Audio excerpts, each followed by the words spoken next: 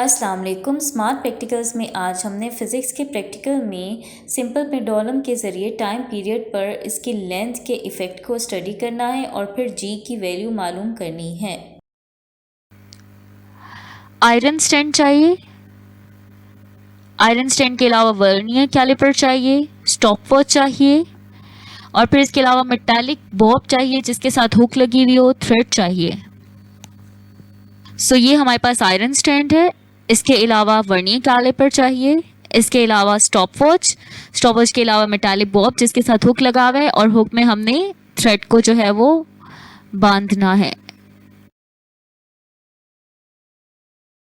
चूंकि simple pendulum की length का टाइम पीरियड पे इफेक्ट चेक करना है तो इसलिए हमें सिंपल पेंडुलम की लेंथ चाहिए। सिंपल पेंडुलम की लेंथ जो है वो हम थ्रेड प्लस हुक और इसके अलावा जो मेटालिक बॉब है उसके रेडियस हम शामिल करेंगे। ठीक है, मेटालिक बॉब के सेंटर तक का जो रीजन है वहां तक पेंडुलम की लेंथ होती है, थ्रेड से लेकर मेटालिक बॉब के सेंटर तक के रीजन तक। ठीक है, तो मेटालिक बॉब का जो सेंटर तक का रीजन है वो रेडियस कहलाता है। तो हम पहले डायमीटर फाइंड करेंगे वर्नियर कैलिपर की मदद से, बिल्कुल इसी तरह जिस तरह हमने एक्सपेरिमेंट नंबर 1 में परफॉर्म किया था। हम आउटर जॉस में मेटालिक बॉब को जो है वो प्लेस करेंगे और उसकी मदद से हम जो है वो डायमीटर फाइंड आउट करेंगे और डायमीटर से फिर हम रेडियस फाइंड आउट करेंगे।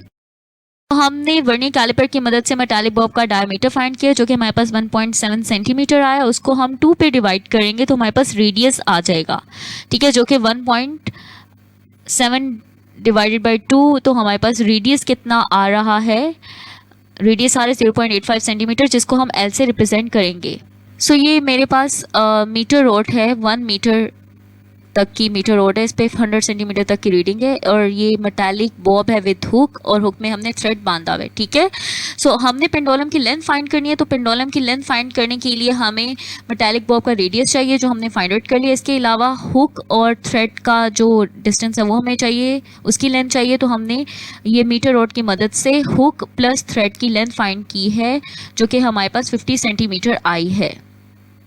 हमने सिंपल पेंडुलम की लेंथ फाइंड करनी है, वो किसके बराबर होगी, थ्रेड और हुक की लेंथ जिसे हम L1 कहेंगे प्लस जो हमारे पास मेटालिक बॉब का रेडियस है जिसे L कहेंगे। सो हम इन दोनों वैल्यूज को ऐड करेंगे, 50.85 सेंटीमीटर हमारे पास लेंथ आएगी। सो सिंपल पेंडुलम को इस के थ्रेड को आपने इस तरह आयरन स्टैंड के ऊपर से पास करवा के बांधना है। ठीक है, सो ये सिंपल पेंडुलम का मेटालिक बॉब जहाँ पे रेस्ट पर होगा उसको हम O का नाम देंगे और वो मेन पोजीशन कहलाएगी। ठीक है, और मेन पोजीशन के ईदर साइड मतलब लेफ्ट साइड या राइट साइड किसी भी साइड पर 6 से 7 सेंटीमीटर की लेंथ पर आप एक मार्क लगा दें और उसको आप एक्सट्रीम पोजीशन कहेंगे। सो मैंने B जो है वो एक्सट्रीम पोजीशन रखी है। सो ये मेरे पास सिंपल पेंडुलम है। ठीक है, और सिंपल पेंडुलम का मैंने टाइम पीरियड फाइंड आउट करना है और मैं एक वाइब्रेशन का टाइम पीरियड फाइंड आउट नहीं करूँगी क्योंकि उसमें पर्सनल एरर आ सकता है। सो मैं पर्सनल एरर रिड्यूस करने के लिए मैं क्या करूँगी, 10 वाइब्रेशंस का जो है वो टाइम पीरियड जो है वो फाइंड आउट करूँगी और 10 वाइब्रेशंस का टाइम पीरियड फाइंड आउट करने के लिए मैं क्या करूँगी, मेन पोजीशन से पेंडुलम को पकड़ूंगी और एक्सट्रीम पोजीशन पे लेके जाके छोड़ दूंगी। ठीक है, सो ये मैंने मेन पोजीशन से पेंडुलम को पकड़ा और एक्सट्रीम पोजीशन पर लेकर गई। अब एक वाइब्रेशन कब कंप्लीट होगी, जब ये पेंडुलम जो है ये वापस बी पर आएगा, बी से रिलीज होकर बी पर आएगा और जैसे ही मैं इसे रिलीज करूँगी मैं स्टॉप वॉच जो है वो ऑन कर दूंगी। ठीक है, सो मैं अब इसे रिलीज करने लगी हूँ। सो साथ ही मैंने जैसे रिलीज करना है वैसे स्टॉप वॉच जो है वो मैंने ऑन कर देनी है। सो ये 1 वाइब्रेशन, 2, 3, 4, 5, 6, 7, 8, 9, 10।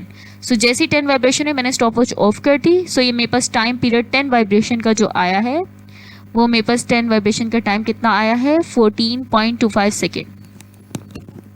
वाइब्रेशंस का जो मेरे पास टाइम आया वो 14.25 सेकेंड है। सो टाइम पीरियड मेरे पास कैसे आएगा कि मैं 14.25 सेकेंड को डिवाइड कर दूँ 10 से, ठीक है, नंबर ऑफ वाइब्रेशन से, तो मेरे पास टाइम पीरियड आ जाएगा।